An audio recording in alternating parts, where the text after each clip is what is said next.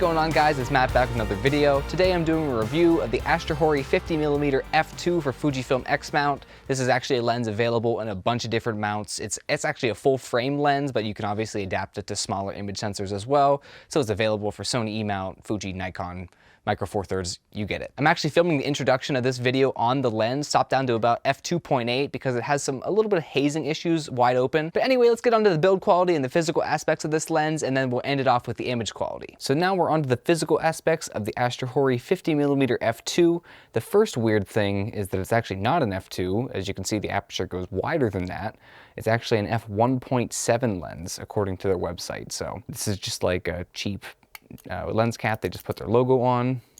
That's fine, no big deal. It's a pinch cap. At least it's not a screw-on metal lens cap. TT Artisan, I'm calling you out. It's a 52mm filter thread size, just very simple, an R. I don't know what this R stands for, if I'm being honest. I don't really use the focus scales. I use focus peaking, so I don't know if these are necessarily accurate for focus distance, but it's a clickless aperture ring, as you can see, which is not my favorite, but it's fine. And it's at the front of the lens instead of the back of the lens, which is something to note. It's actually a full frame, so this is actually a lens that can cover a whole full frame sensor, so it could maybe perform better on crop sensor because of that, because it's cropping out the outer image corners. And as you can see, just a simple rear mount there, no metal contacts for EXIF data or anything like that. And you can see that it's for full frame coverage because it has an especially large rear element. So this is for basically every mount. This is just a lens that AstrHori makes because 50mm is useful on pretty much every sensor size. So I don't know, I think they just made this so they could put any mount on the back of it and it would just be a money maker for them because it's nice and cheap. I did notice after a while, the focus ring was pretty good to start, but then it started grinding at certain points, getting closer to infinity, but it's not doing that right now.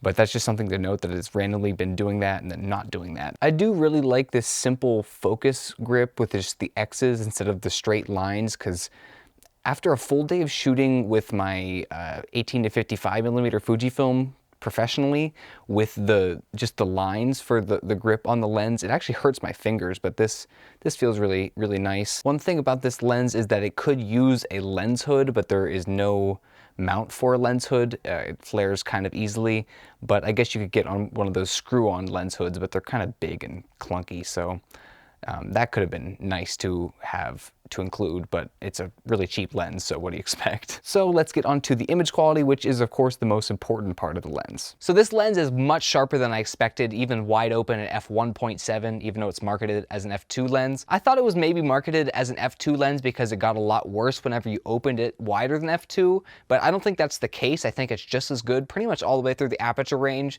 Of course, it gets sharper as you stop it down, and by the time you're getting to f8 on an APS-C sensor, I'm shooting this on an XH2S, by the time you get to f8, it's sharp across the whole frame. Who's to say maybe they marketed it as an f2 because it performs poorly, maybe especially in the corners wide open on a full frame sensor, but on APS-C, it's great. There's just a slight amount of chromatic aberration wide open, and of course it gets better as you stop it down. It's virtually gone by even f2 or f2.8, and it's easily correctable. It's not like huge purple fringing that's completely uncorrectable, but obviously if you're in situations you have green fringing and green grass in the background, you're gonna struggle with that, but this is really not a lens with a lot of chromatic aberration, so that's nice. Now it does flare with a light source just outside of frame. Even setting up for this shot, I stopped it down a little bit because my hair light up above the frame was causing it to wash out in the top of the frame, and I've seen that in some of the cheaper lenses I've reviewed before where I shoot the talking head segment with the lens. I'm still shooting the talking head segment with this now because I actually believe the lens is good enough quality to do that, but sometimes I change to one of my autofocus first party lenses after the intro. But this lens I actually am pretty impressed with.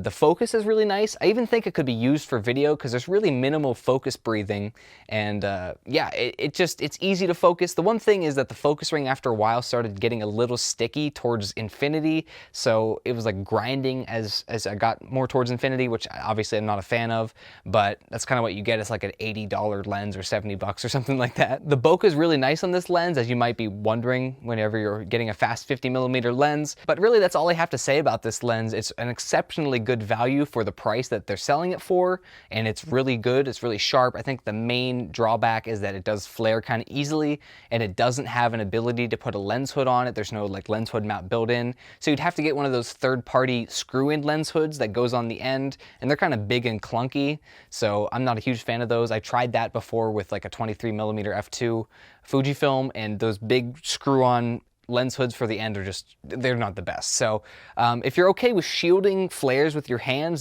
this lens is fine. I'm sure it's perfect for portraiture. Because it's on APS-C, of course, as I'm shooting with this on a Fujifilm X mount, it's more like a 75mm because of the crop factor, so it's really more useful as like a portraiture focal length more than anything. It's a little too tight for walk around unless you really like taking subject photos. So if you like to basically take mostly subject photos where you're kind of isolating one thing and either blurring out the background or just isolating it because of the tighter focal length in general, this is a good lens for you. Or if you're looking for a really budget portrait lens, it's probably the best value lens I've ever shot, to be honest. I've shot lenses at about the same price or cheaper that were just abysmal, like I couldn't stand it, and I sold them the first chance I got after the review, if I'm being totally honest.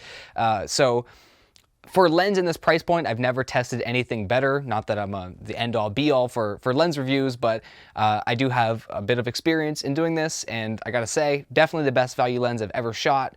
And the main thing that interests me about it is why they would market it as an f2 lens if it's f1.7, because I feel like there's more value in the consumer's mind in thinking it has a faster aperture. So I'm wondering why they would do that. Maybe AstrHori will comment on this video and have an explanation or something. I would totally use this for video, for a really cheap budget video lens, of course, taking into consideration you're gonna have some not as pleasing kind of flares. Like sometimes you like flaring in your videos, but it's not like pleasing looking flaring. So but anyway, the fact that it's manual focus with a clickless aperture and there's not much focus breathing would really make it a good contender for video, and I did get a couple clips with it, and I was really impressed by it. So it's definitely sharp enough for 4K footage. It's sharp enough for 26 megapixel photos. It might even be sharper for more resolution than that, but I don't have camera with more resolution. So that's what I got. It's a real simple lens, and it's really good for the value. And if you want to check it out, there's a link in the description down below. Leave a like if you like this video. Leave a comment down below. I hope you got something out of it. I hope you learned something. I hope you got some value. And that's all I got to say, guys. I'll see you in the next video. Peace.